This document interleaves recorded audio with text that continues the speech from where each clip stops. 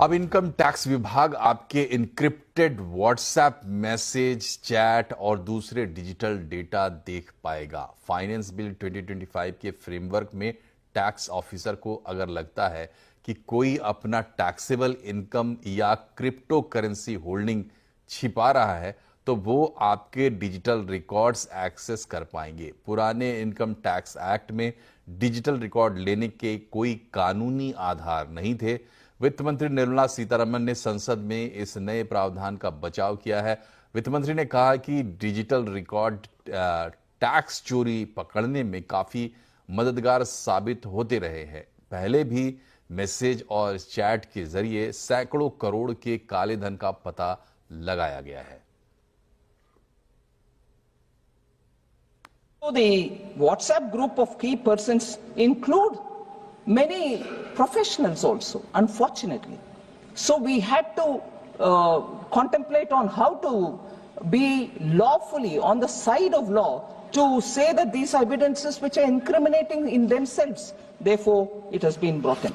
I can also give one more, which is evidences have been found with the help of Google Map History.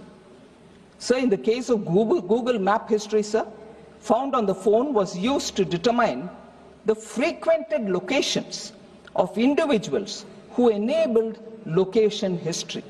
This enabled detection of hideouts where cash and unaccounted transactions are kept, and that also came of help.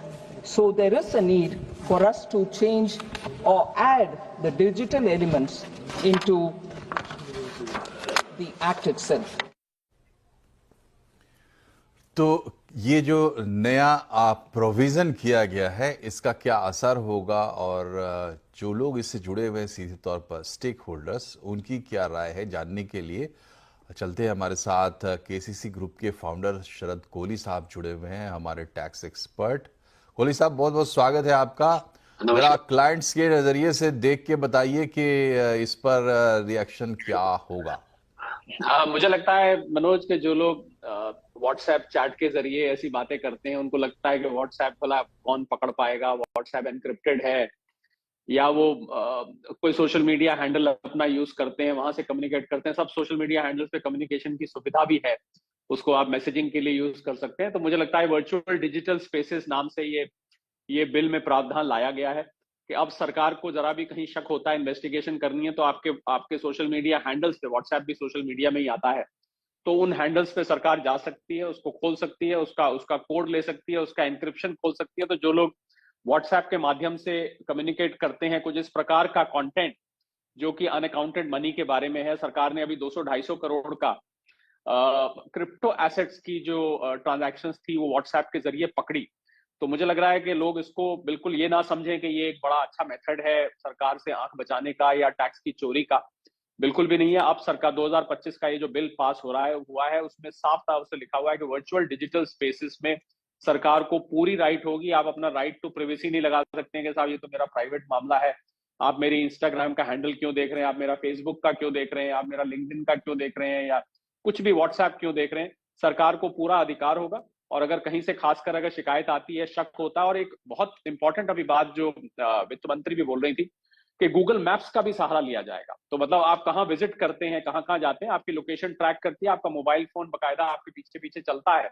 तो आपकी Google location से आप कहाँ जा रहे हैं, कोई ऐसा हाइड आउट है, आपने कहीं ऐसा सामान अनअकाउंटेड मनी रखा है, उसको भी सरकार अब अपने कब्जे में ले सकती है। उसमें बड़ा भारी भरकम टैक्स लगता है। मैं बता दूं, अगर अनअकाउंटेड टैक्स मिलता है, पैसा मिलता है, तो इसमें 60 से 80-85% तक का टैक्स लगता है। तो वो लोग सतर्क हो जाएं, जो लोग इन सोशल मीडिया हैंडल्स के माध्यम से टैक्स की चोरी की कम्युनिकेशन करते हैं, अनअकाउंटेड मनी की कम्युनिकेशन करते हैं, उनके लिए बिल्कुल सावधानी वाली खबर है। और सरकार को अब कहीं ज्यादा पावर्स हैं आपके सोशल मीडिया हैंडल्स में जाने की। कोहली साहब, इसमें साथ साथ जुड़ा हुआ एक सवाल ये भी है कि जो आपने चर्चा में लाया भी कि प्राइवेसी का मसला इसमें जुड़ा हुआ है, और पहले से सरकार का आप कहें तो एक तरीके से जंग चल रही है जो ये सोशल मीडिया प्लेटफॉर्म्स है। खास करके व्हाट्सएप ने तो ये कह दिया कि अगर उनको इनक्रिप्शन हटाना पड़ेगा तो वो व्हाट्सएप बंद करेंगे भारत में। इस तरीके के स्टेटमेंट भी आए थे कोर्ट में। तो ये मसला थोड़ा कानूनी भी उलझेगा, ऐसा लगता है। उलझ सकता है कि केस टू केस डिपेंड करेगा कि किस एक्सटेंट तक सरकार जाती है। हो सकता है कोई कोई इसको कोर्ट में ले जाना चाहे, पर मुझे लगता है कि व्हाट्सएप भी इसमें पीछे नहीं हटेगा, क्योंकि कोई भी सोशल मीडिया प्लेटफॉर्म ये नहीं चाहेगा कि उसके प्लेटफॉर्म का उपयोग टैक्स की चोरी के लिए किया जाए या किसी अवैध गतिविधि के लिए किया जाए, क्योंकि अवैध गतिविधि भी कई बार इससे जुड़ जाती है। तो ऐसे में सोशल मीडिया प्लेटफॉर्म्स कोऑपरेट करते हैं। हाँ, नॉर्मल प्रिवेसी ब्रीच होती है, किसी की कॉन्वर्सेशन आप ब्रीच करने की कोशिश कर रहे हैं, पर कोई भारी भरकम अगर मुद्दा है, कोई वाकई ऐसा मुद्दा है जहां लाखों हजारों करोड़ की या कई सैकड़ों करोड़ की टैक्स की चोरी है, तो मुझे नहीं लगता कि मेटा जैसा प्लेटफॉर्म, व्हाट्सएप मेटा चलाता है, उसको ऐतराज होगा या गूगल को ऐतराज होगा। पर हाँ, कानूनी पेच फंस सकता है। अगर कोई व्यक्ति को लगता है उसकी प्रिवेसी ब्रीच हो रही है, तो वो इन प्रावधानों का सहारा लेके, जहां पर राइट टू प्रिवेसी इनमें होती है, इंक्रिप्शन ब्रेक करने का नहीं होता है। एप्पल का सुनने में आया था कि एप्पल ने कुछ लोगों के फोन खोल दिए थे, जो कि फोन कोड से बंद होता है, पर जब दिक्कत हुई, जब कोई क्रिमिनल एक्टिविटी डिटेक्ट हुई, तो एप्पल ने उसमें मदद करी उसको खोलने में। तो मुझे लगता है कि प्लेटफॉर्म क्रिमिनल एक्टिविटी में कभी भी साथ नहीं देगा, अवैध गतिविधि में साथ नहीं देगा, तो लोगों को सतर्क हो जाना चाहिए। जी, अवैध गतिविधि होनी भी नहीं चाहिए, चाहे वो परपेट्रेटर्स की तरफ से हो या मिसयूज की बात हो। बहुत बहुत शुक्रिया आपका शरद कोहली साहब, हमसे जुड़ने के लिए और अपने विचार रखने के लिए। तो अब बढ़ते हैं खबरों में आगे, और आज कैबिनेट से बड़े बड़े फैसले हुए हैं। कैबिनेट की बैठक में पीएलआई स्कीम को लेकर एक बड़ा फैसला हुआ है। इसके अलावा केंद्रीय कर्मचारियों का महंगाई भत्ता बढ़ाया गया है।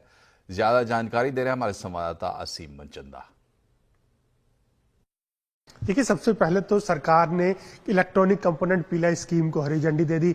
कुल 22,919 करोड़ रुपए की ये स्कीम है और इस स्कीम के जरिए भारत में इलेक्ट्रॉनिक मैन्युफैक्चरिंग को बढ़ावा दिया जाएगा। खासतौर पे की पीसीबी मॉड्यूल, कैमरा मॉड्यूल्स के साथ साथ बाकी जितने भी कंपोनेंट्स बनते हैं उनको भारत में ही बनाने में ही भारत सरकार आगे करेगी। अभी मैं बता दूं कि भारत में करीबन 40 से 50 बिलियन डॉलर के आसपास का प्रोडक्शन होता है, लेकिन सरकार का इरादा है कि 2030 तक इसको बढ़ा करके 100 बिलियन डॉलर के आसपास का कर दिया जाए। तो उसी की दिशा में ये काम सरकार कर रही है। तो सरकार के मुताबिक इससे इस पूरे सेक्टर के अंदर करीबन 60,000 करोड़ रुपए का नया निवेश आएगा और 4.5 लाख करोड़ रुपए के आसपास का आने वाले 5 दिनों के अंदर जो इलेक्ट्रॉनिक कंपोनेंट की मैन्युफैक्चरिंग होगी, तो उसी को ध्यान में रखते हुए इस स्कीम को हरी झंडी दी गई है। इतना ही नहीं, कैबिनेट ने जो केंद्रीय कर्मचारी है उनको भी तोहफा दिया, उनका डीए 2% बढ़ाने को हरी झंडी दे दी है। इसके साथ साथ न्यूट्रेंट बेस्ड सब्सिडी को भी हरी झंडी दी गई है। करीबन 37,500 करोड़ रुपए के आसपास की एनबीएस सब्सिडी दी गई है, जो कि खरीफ फसलों में किसानों के काम आएगी और उनको फर्टिलाइजर खरीदने पर कोई भी नया बोझ उनके ऊपर नहीं पड़ेगा।